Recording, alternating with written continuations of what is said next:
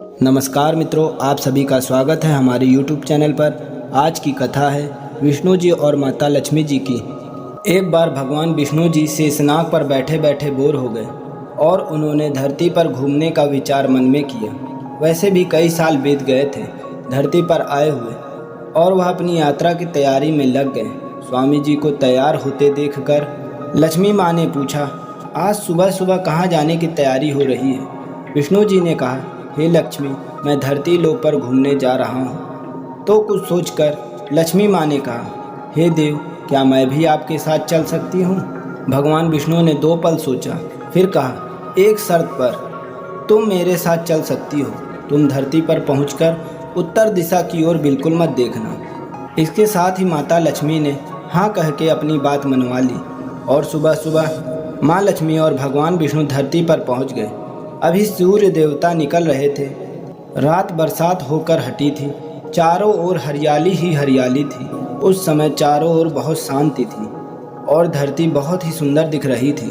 और माँ लक्ष्मी मंत्रमुग्ध होकर धरती को देख रही थी और भूल गई थी कि पति को क्या वचन देकर आई हैं।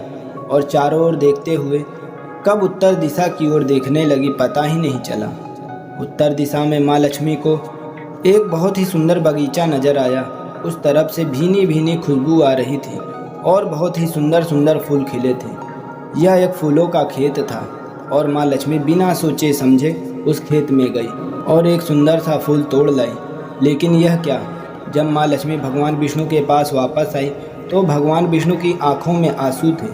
भगवान विष्णु ने माँ लक्ष्मी को कहा कि कभी भी किसी से बिना पूछे उसका कुछ भी नहीं लेना चाहिए और साथ ही अपना वचन भी याद दिलाया।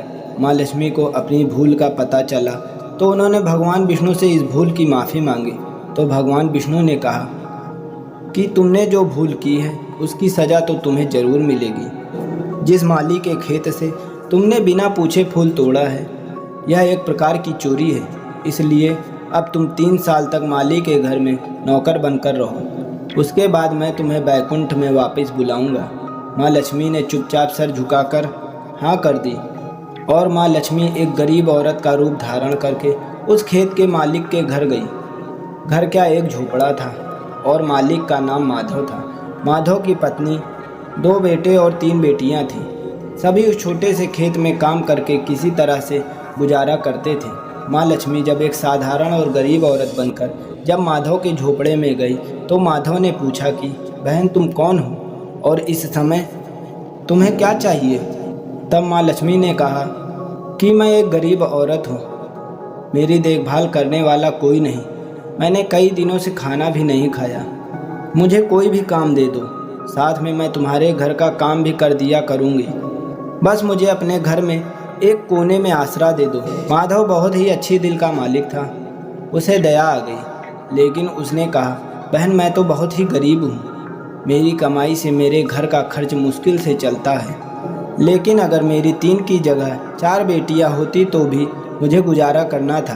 अगर तुम मेरी बेटी बनकर जैसा रूखा सूखा हम खाते हैं उसमें खुश रह सकती हो तो बेटी अंदर आ जाओ।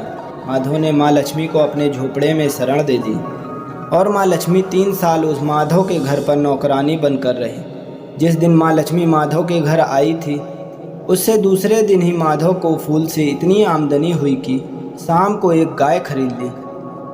फिर धीरे धीरे माधव ने काफ़ी ज़मीन खरीद ली और सबने अच्छे अच्छे कपड़े भी बनवा लिए और फिर एक बड़ा पक्का घर भी बनवा लिया।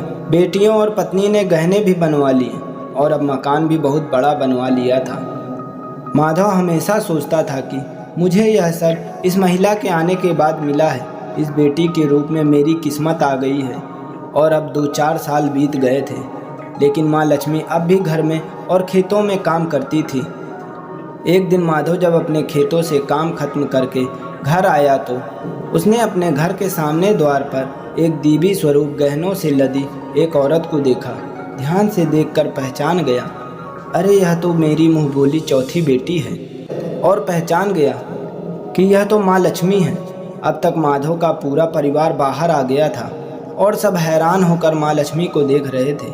माधव बोला, हे माँ, हमें माफ़ कर दो, हमने आपसे अनजाने में ही घर और खेतों में काम करवाया है।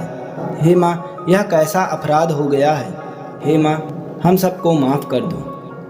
अब माँ लक्ष्मी मुस्कुराई और बोली कि हे माधव, तुम बहुत ही अच्छे और दयालु व्यक्ति हो।